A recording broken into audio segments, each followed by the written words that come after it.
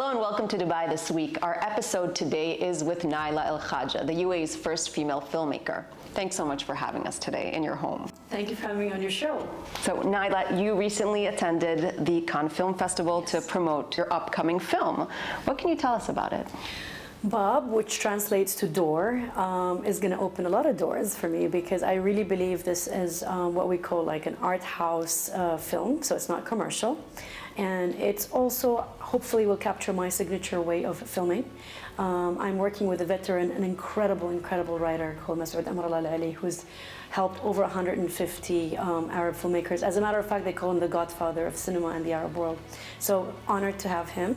And also more excited to have two-time Oscar winner AR Rahman, who's going to compose music for the entire film. So this is a big partnership for you, which I understand came through Instagram. Yes, I actually contacted AR on Instagram and he was here and he's like, why don't you come over to my house? I couldn't believe it, of course. I went and I pitched it and he goes, in 10 minutes I knew that I want to be part of this film. So he thought it's a very special plot and a story that's very authentic and true to a woman's life. You've raised the financing for this all on your own. You have private investors. How challenging is that? Brutal. I mean, I am feisty and I don't give up and, I'm very meticulous and literally did my due diligence. And I didn't even just raise it by myself. I had all my ducks in line. So I had professional producers. I even resorted to people who do this for a living, raise funds. And even though film is not institutional, and I believe that's one of the reasons why it was so difficult to raise funds, people are not open to it. So, here in the region? Here in the region, because there's no robust big film industry, and it's not part of the culture. It's not part of the culture. There's no film transparency when it comes to numbers. We haven't made enough films to create data to benchmark investors and say, there's been 20 horror movies. This is what the data looks like. Play. I don't have anything like that to help me. So it was literally based on passion and give me a break and support me. The film is taking place or being filmed in Ras Al Khaimah in Iraq.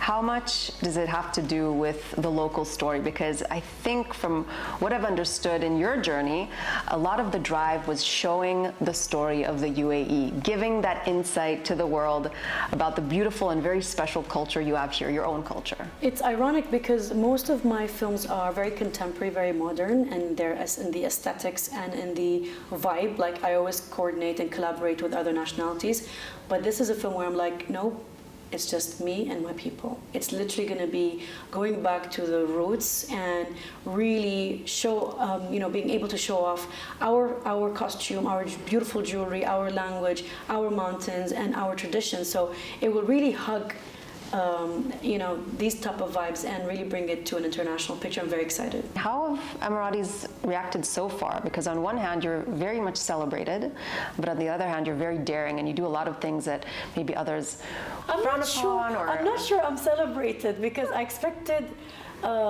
maybe I overestimated myself. I expected more support from different entities and I didn't get, and that was a bit of a shock for me because I'm thinking, as I said earlier in the conversation, if I was this feisty, imagine those who are just starting, they have no chance. And this is where I'm pleading, please, we need a proper fund, whether it's private or government, so people like myself and others can have access to them. But how does your family react to that? I think they're tired of me. I think they're like, let her do whatever she wants. I'm not young anymore. I'm 44. And people are like, oh, it's taking you so long to make a feature film. I'm doing 2 now back to back. And the reason is because I couldn't find a story that I was extremely passionate about. How many years do you think it'll take before being a female Emirati film director is just normal and it's not the first or the only? Or I think it's happening. I think there's like 6 or 7 of us now, which is, 10 years ago you asked me this question, I will be baffled, but I hope that number increases because I know our counterparts probably 40 or 50 men. So I'm hoping that number increases. I mean, I did talk about, balance and gender, but I was speaking in the context of the Arab world and not just the UAE. So hopefully those numbers will increase because we really definitely need more female voices since, we are natural storytellers. A lot of things happening for you, very exciting times, a lot on your plate. What's next for Nayla? What do you see yourself doing in 5 years?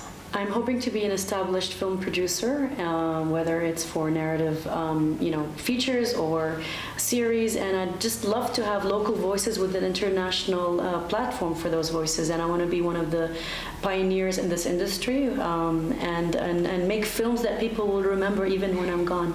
And you want people to see more of the UAE? Is this something you're going to continue to push? Definitely Arab themes and UAE themes, but I'm open to all ideas. Amazing. We will be following. Thank you so much. Nayla Al Khaja, thank you so much for having us in your home. Thank you so much, and I'm very honored to be on your show. Thank you.